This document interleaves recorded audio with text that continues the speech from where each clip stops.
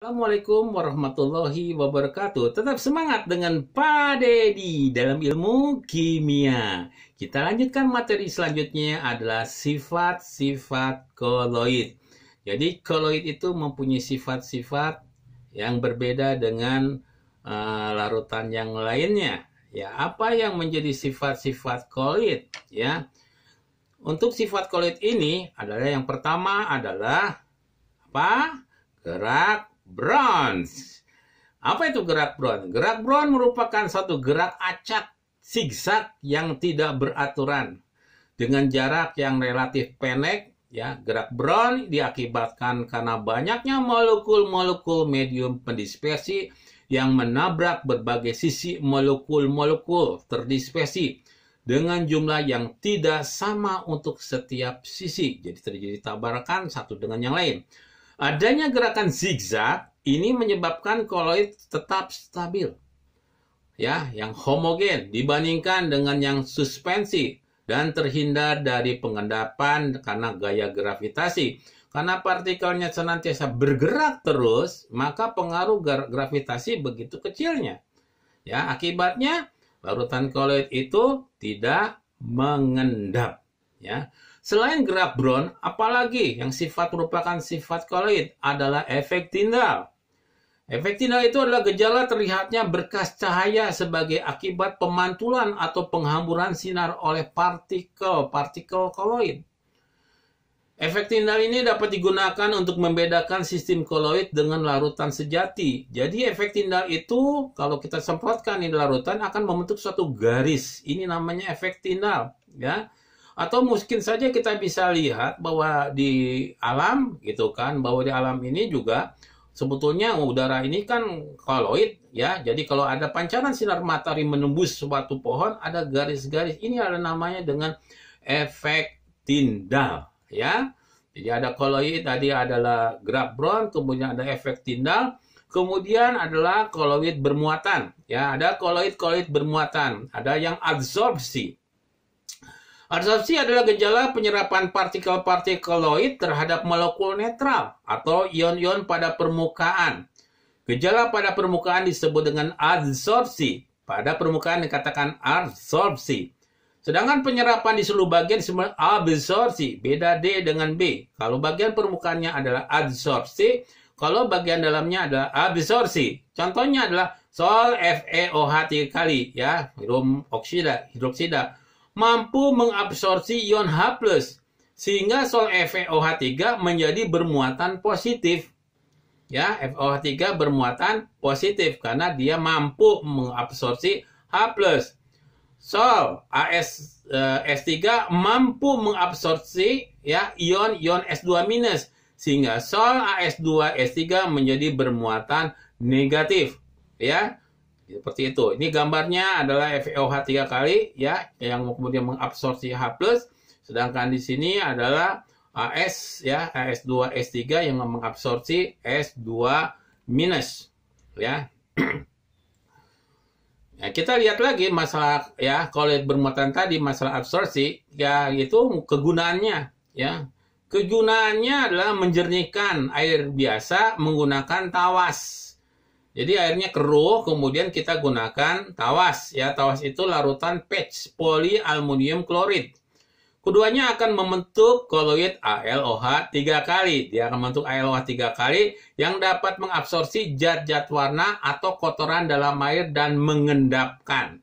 Nanti kalau kita ada ambil, maka kita akan menjadikan jernih. Kemudian yang kedua, ya, yang kedua adalah untuk membersihkan kotoran pada gula. Pada industri pembuatan sirup, digunakan putih telur untuk menghilangkan kotoran yang melekat pada gula.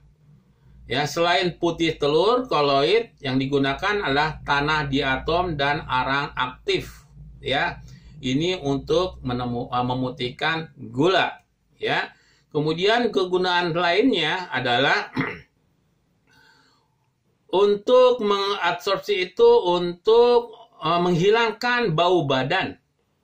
Ya, produk-produk deodoran yang berbentuk roll dan menggunakan absorben Artinya zat yang mengabsorpsi berupa Al, serat, dan aldehyat ini akan mengabsorpsi keringat menyebabkan bau badan. Yang menyebabkan bau badan, jadi mengikat bau badan. Kemudian pengobatan diare. Absorben yang dibuat dengan memanaskan arang dalam udara kering menghasilkan arang aktif yang banyak digunakan sebagai obat diare.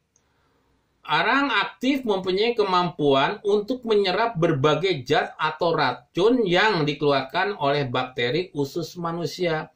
Jadi kalau terkena diare ya bisa salah satu caranya dengan menggunakan arang aktif ya.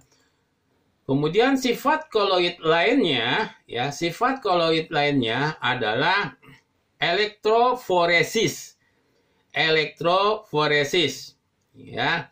Jadi elektroforesis itu adalah gejala tertariknya partikel bermuatan negatif menuju anoda atau kutub positif. Dan sebaliknya koloid yang bermuatan positif menuju katoda yang kutub negatif. Pada peristiwa elektrolisis, partikel-partikel koloid akan dinetralkan muatannya dan digunakan di bawah, digumpalkan di bawah elektroda. Ya, contohnya, menentukan muatan suatu partikel koloid. Jadi untuk elektrolisis kita ingin tahu ini partikelnya bermuatan apa? Bermuatan positif atau bermuatan negatif. Kemudian membuat barang-barang industri pembuatan sarung tangan karet. Kemudian mengurangi zat pencemar udara yang dikeluarkan cerobong asap pabrik. Jadi kalau pabrik itu mengeluarkan asap, sebetulnya nanti di sini gunakan elektroforesis ya. Sifat koligatif selanjutnya adalah koagulasi. Koagulasi itu adalah proses penggumpalan partikel koloid yang terjadi karena rusak stabilitas sistem koloid. Jadi rusak. Atau karena penggabungan partikel koloid yang berbeda muatan sehingga membentuk partikel yang lebih besar. Jadi kalau yang berbeda muatan akan membentuk suatu gumpalan. Koagulasi dapat terjadi karena pengaruh pemanasan, pendinginan, penambahan elektrolit, pembusukan, pencampuran koloid yang berbeda muatan atau karena proses elektrolisis. Ya, elektrolisis. Ini contohnya adalah pengendapan. Jadi koagulasi itu penggumpalan yang inti akhirnya terjadi pengendapan. Apa kegunaan daripada koagulasi? Ya, koagulasi itu pembuatan susu asam atau yogurt. Susu yang berupa emulsi melalui proses fermentasi akan terbentuk asam laktat yang mengumpal dan berasa asam. Kemudian juga pembuatan tahu, pembuatan tahu. Pada proses pembuatan tahu pertama-tama kedelai dihancurkan sehingga membentuk bubur kedelai seperti susu. Ya, kemudian ditambahkan larutan elektrolit CaSO4 kalsium sulfat yang dikenal dengan nama batu tahu sehingga protein kedelai akan menggumpal membentuk tahu. Inilah tahu, ya. Kemudian juga kegunaan lainnya adalah koagulasi. Getah karet yang merupakan koloid digumpalkan dengan penambahan asam asetat, asam asformat sehingga membentuk lateks. Ya, ini kan dari getah karet tadi digumpalkan dengan menggunakan asam asetat atau asam format. Kemudian pengolahan asap atau debu. Asap dan debu yang merupakan aerosol padat dapat diendapkan dengan menggunakan alat kotrel.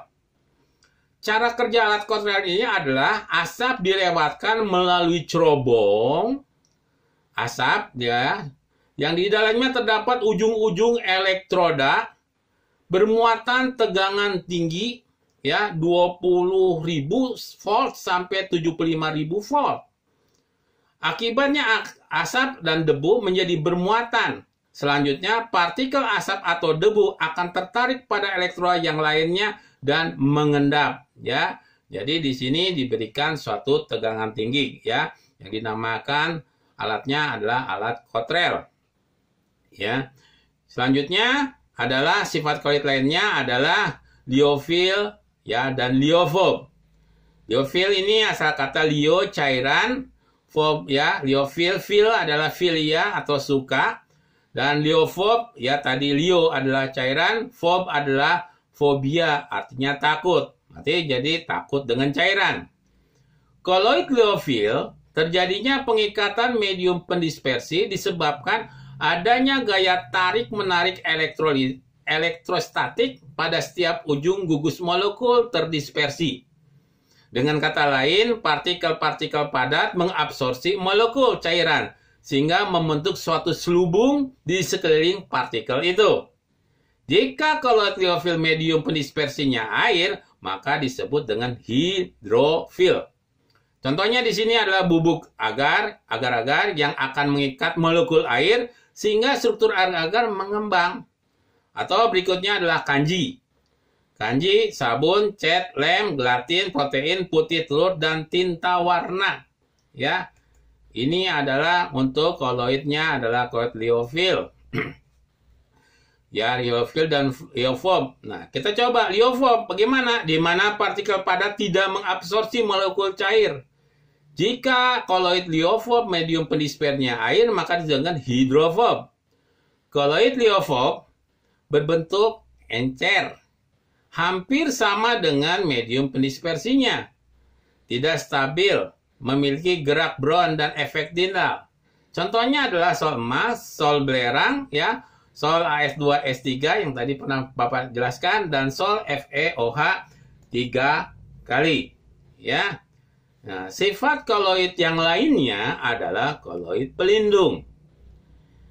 Koloid pelindung adalah suatu sistem koloid yang melindungi diri dari proses koagulasi. Jadi melindungi diri dari pengendapan dengan cara menambahkan zat pada suatu sistem koloid. Ya, koloid lain agar diperoleh koloid yang stabil.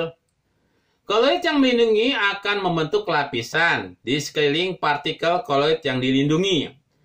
Jadi kegunaannya adalah untuk melindungi pada pembuatan es krim, ya, biar tidak mengendap, kemudian cat, dan sebagainya, agar partikel-partikel koloid tidak mengendap. Ya. Nah, sifat koloid yang lainnya adalah sifat dialisis. Dialisis adalah proses penyaringan partikel koloid dari ion-ion teradsorpsi sehingga ion-ion tersebut hilang dan zat terdispersinya bebas dari ion-ion yang tidak diinginkan atau dinamakan dengan ion-ion pengganggu. Pada proses ini koloid mengandung ion-ion pengganggu dimasukkan ke dalam kantung penyaring yang merupakan selaput semi permeable. Nih, jadi koloid ini kita masukkan ke dalam suatu selaput semi permeable. Ini plus dengan ion-ion pengganggu, yaitu kalau kalian tidak mengetahui apa itu selaput semi permeable, selaput yang hanya dapat dilewati partikel-partikel kecil seperti ion-ion atau molekul-molekul sederhana, tetapi menahan koloid. Ya, kemudian kantong berisi koloid tersebut dicelupkan ke dalam medium pendispersi, dicelupkan. Ion-ion akan keluar melalui kantung penyaringan sehingga partikel koloid akan terbebas dari ion-ion pengganggu. Jadi dicelupkan di sini, ya.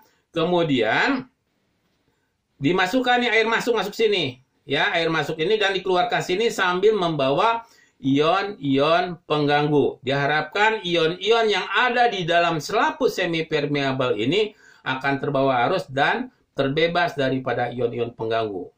Demikian penjelasan Pak Dedi masalah sifat-sifat koloid, ya.